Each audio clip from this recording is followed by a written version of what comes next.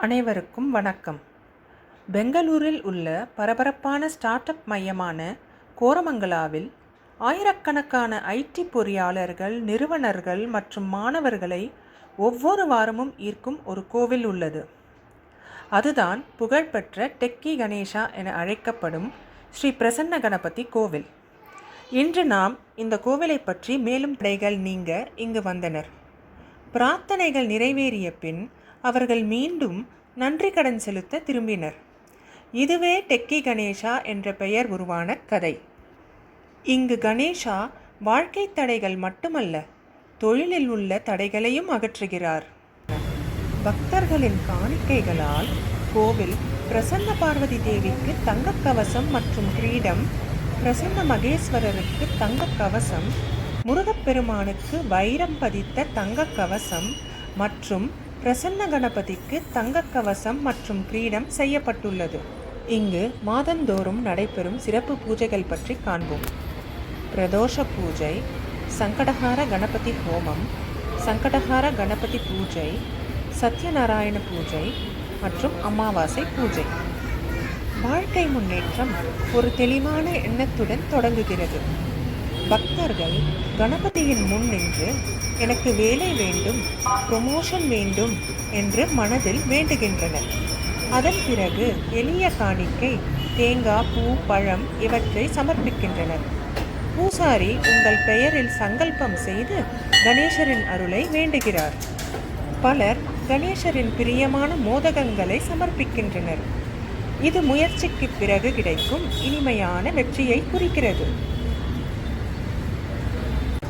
பலர் வேலை கிடைத்த பின் நன்றி செலுத்த திரும்பி வருகிறார்கள்.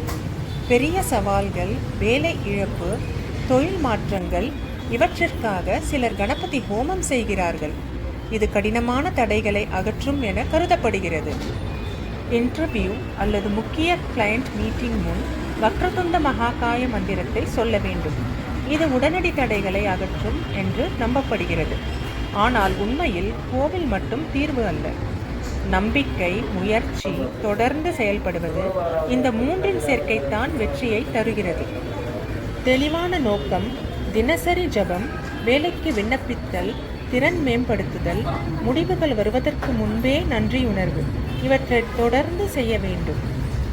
7 நாள் அல்லது 21 நாள் இதை கடைபிடித்தால் மாற்றம் ஏற்படத் தொடங்கும். வெளிப்புறமாக மட்டுமல்ல, உள்ளார்ந்த நம்பிக்கை, தெளிவு, தீர்மானம் ஆகியவை மேம்படும்.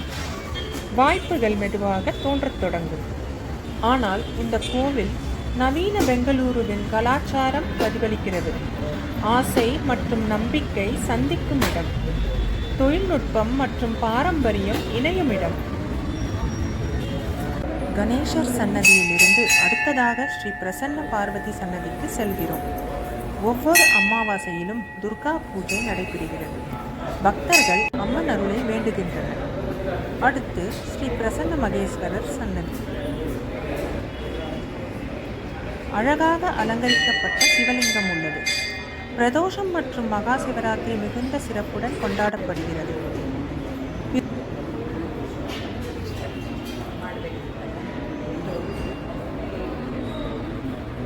பிறகு ஸ்ரீ பிரசன்ன சுப்பிரமணியர் சன்னதி. ஷஷ்டி பூஜை இங்கு மிகவும் முக்கியமானது.